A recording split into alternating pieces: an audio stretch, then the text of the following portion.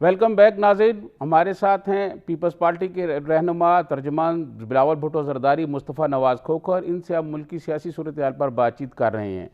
मुस्तफ़ा नवाज़ साहब, ये बताएं कि पीपल्स पार्टी जो है वो इन तमाम मसाइल के हवाले से कोई फार्मूला अपने पास रखती है जिसमें गुर्बत, बेरोज़गारी और इस वक्त जो मुल्क की मुआशी सूरत हाल है इसको बेहतर बनाने के लिए, मुल्क की हालत बेहतर बनाने के लिए पीपल्स पार्टी के पास क्या फार्मूला है?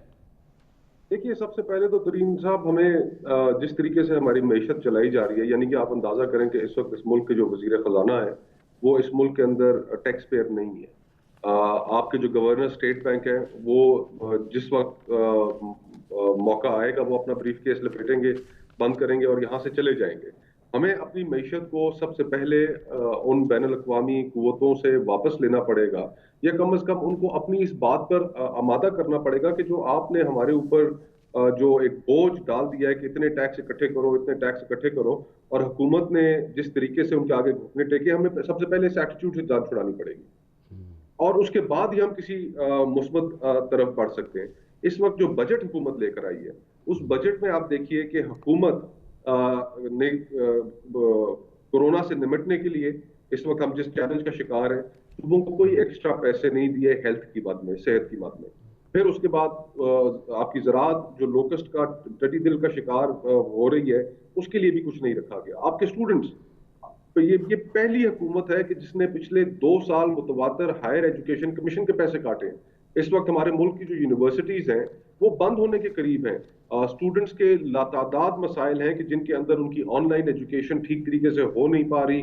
जो हमारे दूर अफ्तादा इलाके हैं वहां पर उनके पास कवरेज नहीं है, वो क्लासेस नहीं ले पा रहे।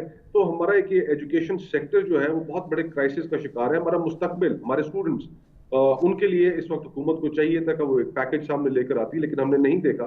तो मैं नहीं समझता कि जो हुकूमत ने जो मौजूदा हालात जो क्रिएट किए हैं, जो बजट उन्होंने दिया है, उसके नतीजे में कोई बहुत बड़ी गैर मामूली माशी तब्दीली आएगी, बल्कि हमारा तनज़ुली का हम शिकार होंगे। हमारे जितने सेक्टर्स हैं, लार्ज स्केल मैन्युफैक्चरिंग हो, आपका एग्रीकल्चर हो, आपका सर्विसेज सेक्टर हो, वो सब हुकूमत की पॉलिसीज के नतीजे में एक डिक्लाइन की तरफ जाएंगे। तो हुकूमत इस वक्त सबसे पहली जो चीज है उसको इस वबा से निपटने के लिए जितनी हम पैसे इकट्ठे कर सकते हैं, सूबों को दे सकते हैं, वो देने चाहिए। हमें अपने स्टूडेंट्स को बचाना चाहिए और हमें अपनी जो फार्मर्स हैं, जो इस मुल्क की बैकबोन है, उनके लिए कोई एक मुस्बत पैकेज लेकर सामने आना चाहिए, जिनमें से अभी तक हुकूमत ने कोई ऐसा कदम नहीं उठाया। ये वजीर खजाना जो है ये तो आपके साथ भी रहे हैं, पीपल्स पार्टी के साथ भी ये तो रहे हैं। और हम उनकी गलतियों का एहसास करते हुए हमने उनसे जान छुड़ा ली थी, और फिर उनकी जगह सलीम मांडवी वाला साहब, उनको हमने वजीर खजाना बनाया था, जो काफी बेहतरी लेकर आए कई माशी एतबार से। तो कुछ गलतियां हुई हैं हमसे, लेकिन हमने अपने दौरे हुकूमत में ही उनको दुरुस्त कर लिया। हुकूमती इत्तेहादी जो हैं वो हुकूमत का साथ छोड़ते जा रहे हैं, और अख्तर मैंगल साहब ने तो टेलीफोन पे जरदारी साहब को ये कहा है कि इस वक्त आप जैसे शख्सियत की मुल्क को ज़रूरत है। तो इस बारे में जरदारी साहब को अपना रोल करने के लिए तैयार हो रहे हैं?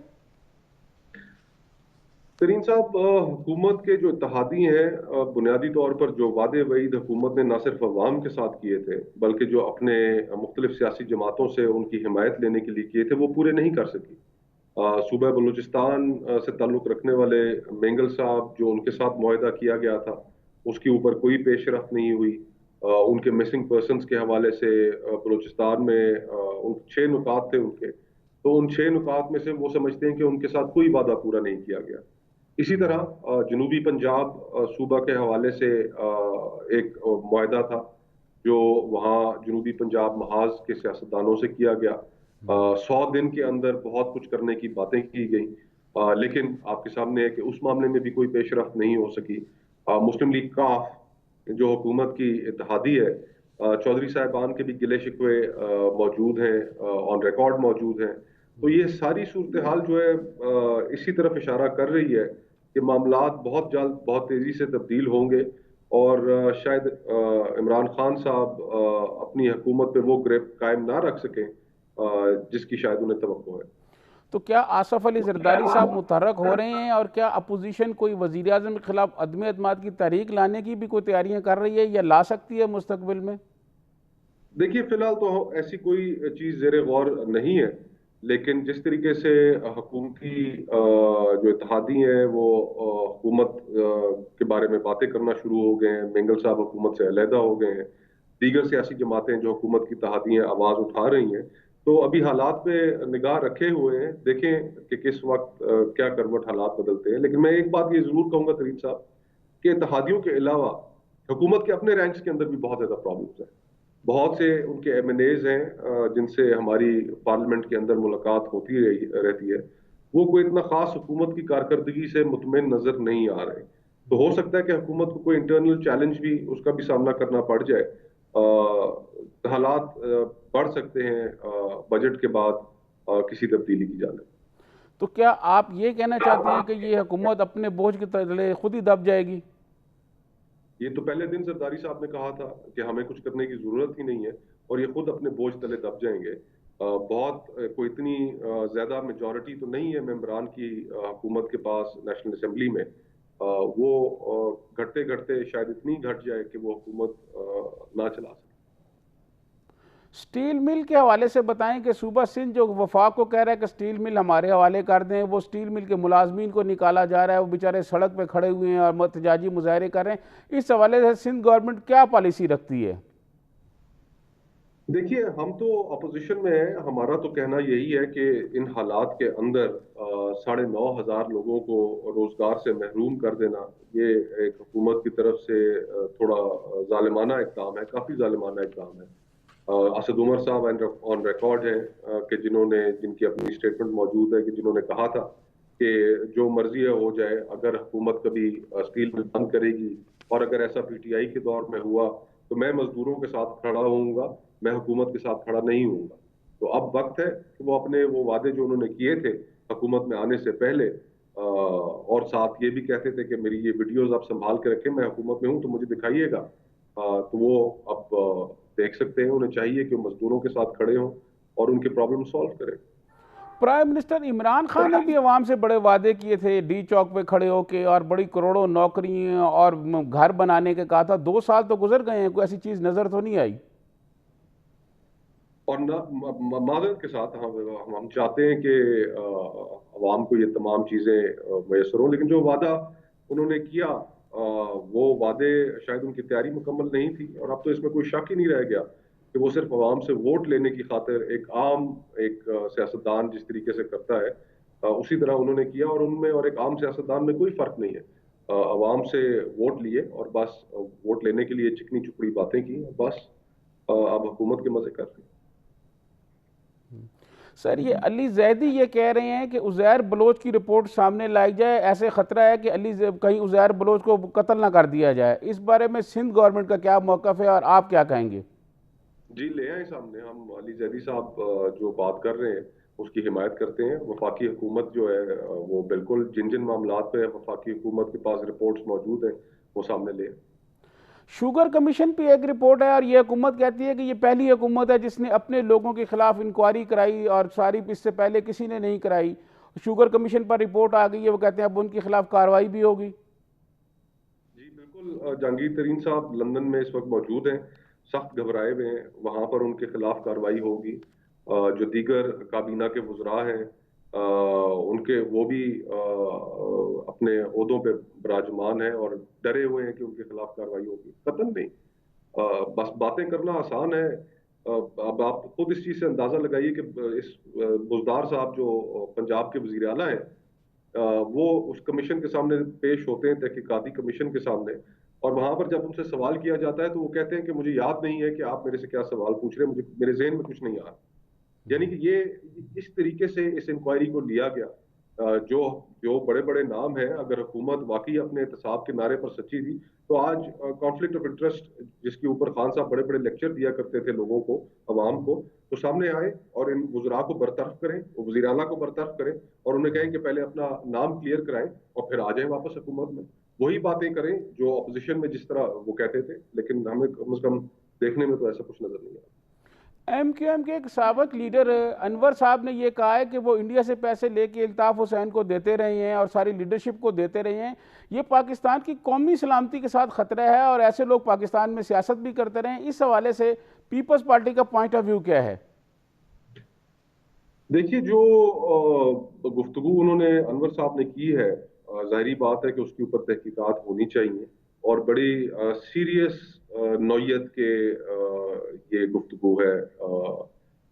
हम सियासतदान इस मुल्क की सियासत में पॉलिटिकल पॉइंट स्कोरिंग के लिए कई दफा एक दूसरे पर इल्जामात लगाते हैं, लेकिन ये वाला इल्जाम जो है इसकी नौयत बहुत सीरियस है। फिर मजीद सवाल यहाँ पर यह पैदा होता है कि अगर ऐसी सूरत हाल हमारे इल्म में थी तो उसके बावजूद उनको एक मुशर्रफ साहब के दौर में उनको किस तरह हुकूमत का हिस्सा रखा गया। बहुत से सवालात को ये बातें जन्म दे रही हैं। इनको बड़े संजीदगी से देखना चाहिए और किसी नतीजे पर भी पहुंचना चाहिए। इसके लिए क्या करना चाहिए, हुकूमत क्या इकदाम करे? बुनियादी तौर पे तो अल्ताफ हुसैन वो अब बरतानिया के शहरी हैं, और अगर लिमिटेड ऑप्शंस होंगी उनके खिलाफ कार्रवाई करने में, लेकिन जो जिस तरीके से हमारे एक ऐसा मुल्क जिसके साथ हमारे माजी में तल्लुकात और हमेशा कभी भी ठीक नहीं रहे, और हमें इस चीज़ का इल्म भी है कि पाकिस्तान को डिस्टेबलाइज करने में उनका हाथ रहा है, हाथ है। तो हमें इन मामलात को वो इदारे जो इन चीज़ों को बहुत सीरियसली देखते हैं और अमूमन बेचारे सियासतदान ज़ेर एताब रहते हैं, उनके हाथों कभी हम पे गद्दारी के इल्ज़ाम लग जाते हैं, कभी हम पे क्या इल्ज़ाम लग जाते हैं। तो अब तो ये उनके देखने की चीज़ है कि किस तरह मुमकिन हुआ कि वो साहब जिनके इतने विजिबल ताल्लुकात थे, इनकी नॉलेज में थे। बहुत सी ऐसी बातें हैं कि जो अब मीडिया में आ रही हैं कि ये कैसे मुमकिन हुआ, क्यों उसके बावजूद उन्हें सरपरस्ती हासिल रही, कैसे वो हुकूमत का हिस्सा बने रहे। तो ये सारी चीज़ें इनके ऊपर एक स्ट्रॉन्ग रिएक्शन आना चाहिए। मकबूजा कश्मीर पे जो कुछ हुआ आज 5 अगस्त से लेके आज तक, उसके बाद मोदी जो है वो मुसलसल वहाँ पर LOC पर फायरिंग करा रहे हैं और रोज़ बेगुनाह लोग, बेगुनाह शहरी जो है वो शहीद हो रहे हैं। इस हवाले से हुकूमत को क्या इकदाम करने चाहिए ताकि ये जो वहशियाना इकदाम है मोदी के, इनको रोका जा सके? हुकूमत के इख्तियार में ये कुछ करना भी नहीं चाहते तरीन साहब। 5 अगस्त के बाद से अब तक आप मुझे बताइए कि क्या कोई ऐसा इकदाम किया है कि जिससे हम जो हमारे मकबूजा कश्मीर में इस वक्त जो हमारे भाई बहन हैं, हम उनके सामने कोई चीज़ पेश कर सकें, उनको कह सकें कि हाँ हमने तुम्हारे लिए ये किया, हमने तुम्हारे लिए ये किया। एक चीज़ भी ऐसी माजरत के साथ मौजूद नहीं है। सबसे तवील लॉकडाउन का उन्होंने सामना किया।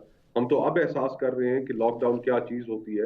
वो तो कब से 5 अगस्त से एक लॉकडाउन का शिकार है, भारतीय अफवाज के हाथों जुल्म बर्बरियत का शिकार है। और इन इन इन, इन सख्त हालात में भी अनफॉर्चुनेटली मैं समझता हूं कि पाकिस्तान उनकी उम्मीदों पर, उनकी तवक्कुआत पर बिल्कुल पूरा नहीं उतरा। एंड मैं तो इस हद तक कहूंगा कि वी लेट देम डाउन। सिर्फ एक अक़वाम मुत्तहिदा में जाकर आपने वहां पे तकरीर कर ली, उस तकरीर के नतीजे में क्या हुआ? कुछ भी नहीं हुआ। और उसके बावजूद आप कोशिश करते रहे कि मोदी के साथ आपके राब्ते हो, आप उसको फोन कॉल्स करते रहे। लेकिन ये सारा का सारा जो हमारी फॉरेन पॉलिसी है, उसको बहुत हमें एग्रेसिव तरीके से आगे लेके जाना चाहिए था। ह्यूमन राइट्स काउंसिल का इलेक्शन हुआ, उसके अंदर भी हम भारत की कोई मजामत नहीं कर सके। फिर उसके बाद अभी रिसेंटली भारत नेशनल सिक्योरिटी का नॉन परमानेंट सिक्योरिटी काउंसिल का नॉन परमानेंट मेंबर बना है। उसमें भी हमारी हुकूमत कोई वाज़ेह पोजीशन नहीं ले सकी। हुकूमत की अपनी वजीर ऑन रिकॉर्ड है शीरीन मजारी साहिबा, और उन्होंने वजारत खारजा को आड़े हाथों लिया कि ये कैसे मुमकिन हो गया कि इस रीजन से हम कोई उम्मीदवार उसके मुकाबले में नहीं खड़ा कर सके, हम दुनिया को कन्विंस नहीं कर सके कि ये सिक्योरिटी काउंसिल के लिए जो ये मुल्क इलेक्ट होने जा रहा है, कश्मीर के अंदर इनका क्या तर्ज अमल है। तो हमने मुजाहमत जो है वो किसी जगह पर, किसी बैनुल अक़वामी फोरम पर उस तरीके से नहीं दिखाई जिस तरह हमें दिखानी चाहिए थी।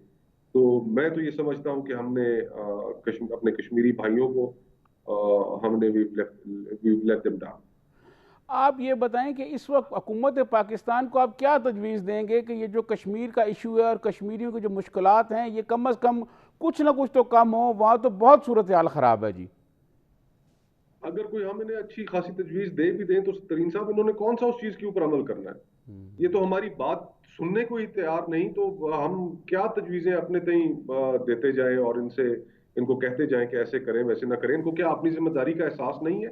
क्या पाकिस्तान के अंदर इस वक्त कोई ऐसा शख्स मौजूद नहीं है जो कश्मीरियों का दर्द महसूस ना कर सके?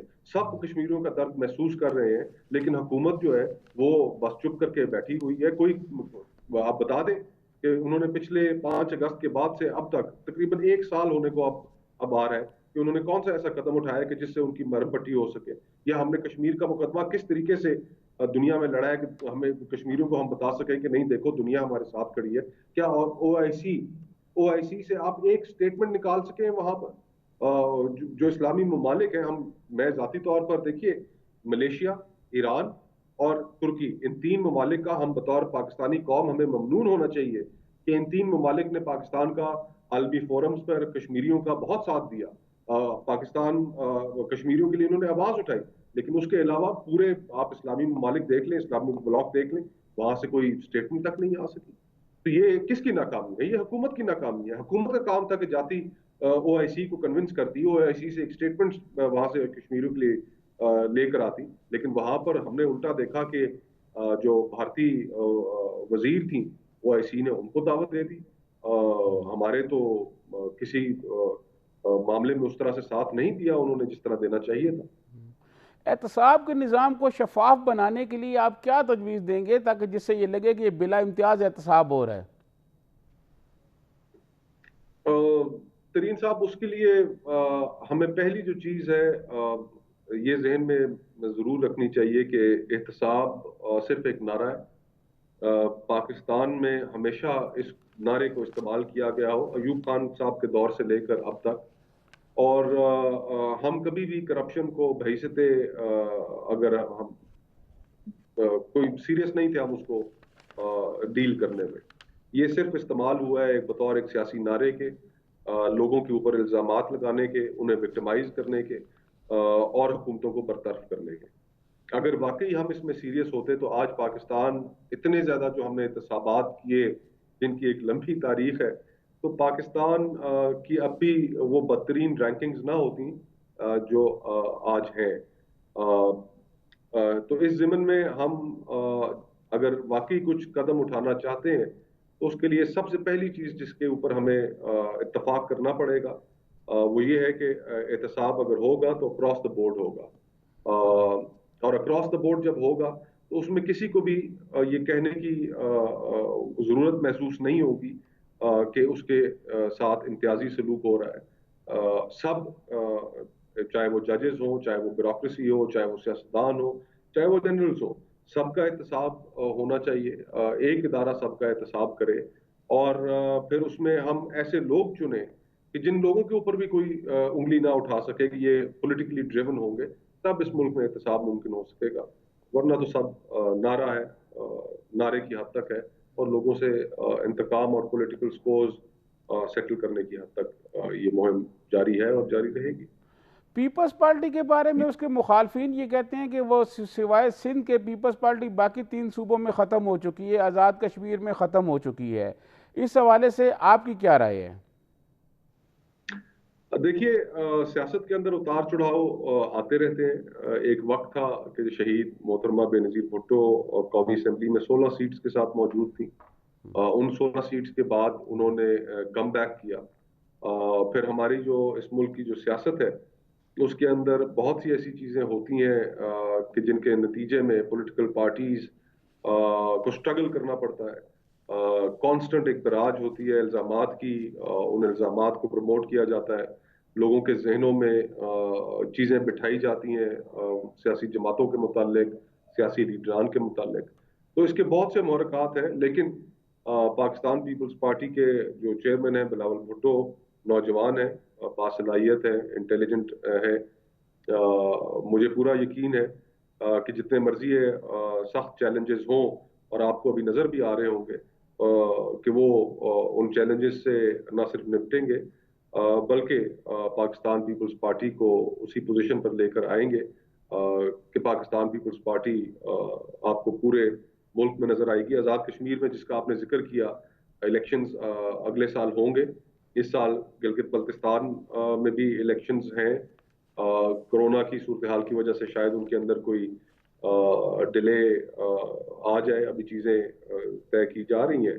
लेकिन जब भी इलेक्शन हुए, गिलगित बल्तिस्तान में हो या आज़ाद कश्मीर में हो या पूरे मुल्क में हो, इंशाल्लाह आपको पीपल्स पार्टी वहां पर कम बैक करती हुई नजर आएगी। अपोजिशन की जानिब से चेयरमैन सैनड के खिलाफ एक तहरीक एतमाद पेश की गई और फिर वो नाकाम हुई। उसके बाद ये अपोजिशन पार्टियों की तरफ से ये कहा गया कि हम इंक्वायरी करेंगे कि हमारे कौन कौन से लोग थे जिन्होंने वोट नहीं दिया। उसका क्या बना? उसमें पीपल्स पार्टी ने कोई इंक्वायरी की? उसमें एक साहब जो थे इंटरनल, हमने इंक्वायरी की है और उसको किसी मुनासिब मौके पर पब्लिक भी कर दिया जाएगा। एक जो साहब थे जिनका शायद आसिफ जरदारी साहब ने पहले भी जिक्र किया था, वो तो खैर मंजर आम पर आ ही गए। बहरतौर इसमें तमाम पॉलिटिकल पार्टीज को, ऑपोजिशन की जितनी भी पॉलिटिकल पार्टीज हैं, उनको अपनी तहकीकात को मंजर आम पर लाना चाहिए, ताकि हमारे ऊपर ये जो धब्बा लगा और फ्रैंकली काफी एम्बैरेसिंग धब्बा था, उसको दूर किया जा सके। अच्छा, आसफ अली जरदारी साहब की सेहत के हवाले से सोशल मीडिया पर मुख्तलिफ खबरें चल रही हैं, इसके हवाले से आप बताएं कि जरदारी साहब की अब सेहत कैसी है? सेहत उनकी आपके इल्म में है कि वो उनको ब्लड प्रेशर, शुगर और हार्ट का प्रॉब्लम है, और इसी बुनियाद पर इन्हीं चीज़ों को मद्देनजर रखते हुए उनकी जमानत भी मेडिकल ग्राउंड्स पर हुई। लेकिन उनकी सेहत खराब है, उतनी खराब नहीं है जिस हिसाब से उसको सोशल मीडिया के ऊपर एक खास मकसद के तहत फैलाया जा रहा है। अभी वो इस कोरोना की वबा जब से फैली है, अंडरलाइंग कंडीशंस की वजह से एहतियात कर रहे हैं, काफ़ी एहतियात कर रहे हैं। बहुत बहुत और इसी शुक्रिया एहतियात जनाब की मुस्तफ़ा वजह से नवाज़ खोखर साहब, आपने टाइम निकाला। नाज़रीन, आपने मुस्तफ़ा नवाज़ खोखर साहब की गुफ्तगू सुनी। उन्होंने आसफ अली जरदारी साहब की सेहत के हवाले से भी बात की, उन्होंने इस हुकूमत पर भी तनकीद की। पीपल्स पार्टी के हवाले से वो बहुत पुरुमीद हैं कि आने वाले इंतखाबात में पीपल्स पार्टी मुतहर्रक हो जाएगी। उन्होंने ये भी कहा कि मोहतरमा बेनज़ीर भुट्टो भी एक दफ़ा 16 सीटों पर जो है वो कौमी असम्बली में आई थी। तो वो बहुत सारी बातें की, आपने सुना। इसी के साथ सज्जाद तरीन को इजाज़त दीजिए। अल्लाह हाफिज़।